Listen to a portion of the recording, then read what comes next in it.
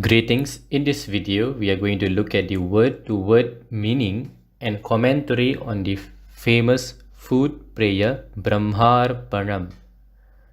Now, this is a very powerful shloka which finds place in the Bhagavad Gita. So, when recited, it actually changes food to prasadam. It should be recited before eating the food. Now, this shloka is a combination of two verses which exist in two different chapters of the Bhagavad Gita. Now, this is a non-Veda shloka.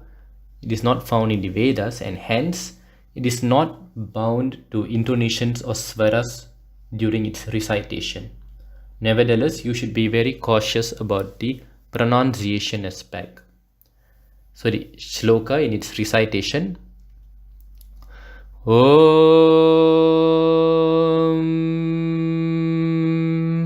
Brahmarpanam Brahmahavihi Brahmagnau Brahmanahutam Brahmaiva tena gantavyam Brahmakarma samadhina Aham Vaishvanaro bhutva praninan dehamashritaha pranapana samayuktaha pachamyannan chaturvidham.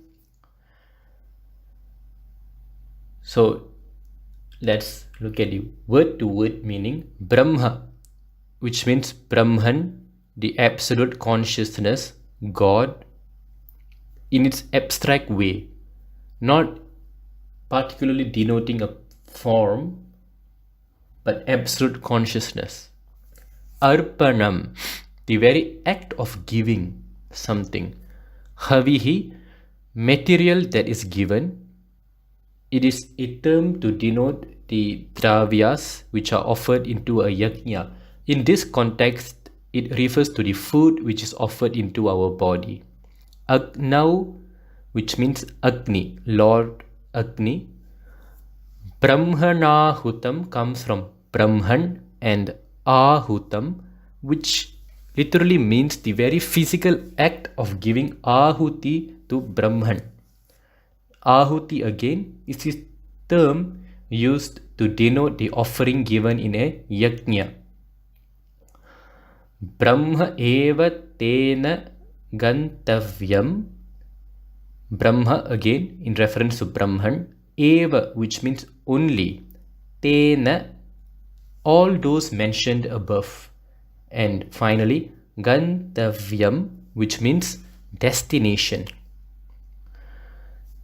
So the verse Brahmarpanam Brahmahavihi Brahmagnau Brahmanahutam Brahmaiva tena gantavyam literally means the truth of Advaita, that everything is verily consciousness, that everything is verily Brahman. Now the very act of offering food is Brahman. The material, in other words, the food offered into the fire of the yajna is Brahman. Now this fire of the yajna mentioned here is the very digestive juices and enzymes of our alimentary canal. The very fire of the yajna is Brahman in the form of Agni. The final destination of the offerings, the final destination of the food which are offered into the fire is also Brahman. So the very act of offering, of partaking food is Brahman. The very food is Brahman. The very action of the digestive system which oxidizes food to energy is also Brahman. The final destination of the food is also Brahman. When food finally gets converted to energy, that is also Brahman. That energy itself is Brahman. So everything is consciousness, right?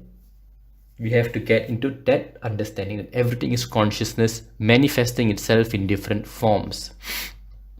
Next, Brahma, again in reference to Brahman. Karma, action, samadhina, which comes from sam, which means equal, a plus dhina, which means subservient. Subservient, an analogy would be, right, you are a subservient to your father, right? Let's just keep it that way. Aham, which means I am, Vaishvanaraha.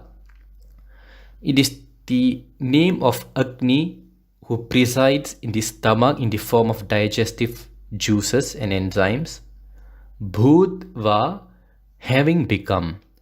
Praninam, which means of the prani. So prani refers to those with prana, life force. In other words, it generally denotes animals. In this context, it denotes our body, because our body is that which contains life force. Deham, which means body. Ashritaha, which means residing, to stay in a place. So the verses, Brahma karma samadhina aham vaishvanaro bhutva praninan dehamashritaha, means one who realizes that every action is Brahman in momentum. Every action, everything is just the various manifestation of Brahman. He realizes that he is verily Brahman. He centralizes in the truth of the Vedas, which is, I am that, I am Brahman. Vaishvanaraha, who is Brahman in the form of Agni, in the alimentary canal, resides in the body of the beings who eat. Agni lives in all the prani, right? Next, prana, which means the incoming breath. Apana, the outgoing breath. Samayuktaha comes from sam, which means equally. A plus yuktaha, which means to join. Pachami, which means I digest. Annam, food. Chatuhu, four. Vidham, types. So the final concluding verse, Pranapana samayuktaha pachamyannan chaturvidham, means the direct reference to the very process of respiration. The incoming breath completes the process of deriving energy from the digested food. Carbon dioxide is excreted through exhalation. In other words, the equalization of the ingoing and outgoing breath finds completion to digestion. Digestion of what? Food, which are classified into four types as per the Vedic tradition, which we will look. Number 1, charvya, chewable food, mechanical digestion, in which we use the teeth to actually cut food into smaller pieces to facilitate digestion. For example, rice. Choshya, suckable food, for example, sugarcane. Lehya, lickable food, for example, honey. Peya, drinkable food, for example, milk. Here we can see how advanced the Vedic civilization was. Now today we can be nourished in many ways. For example, nasogastric feeding through intravenous path or even sublingual absorption. Now the tablets and medications that we swallow do not come under food because they do not come under either chewable, suckable, lickable or drinkable foods.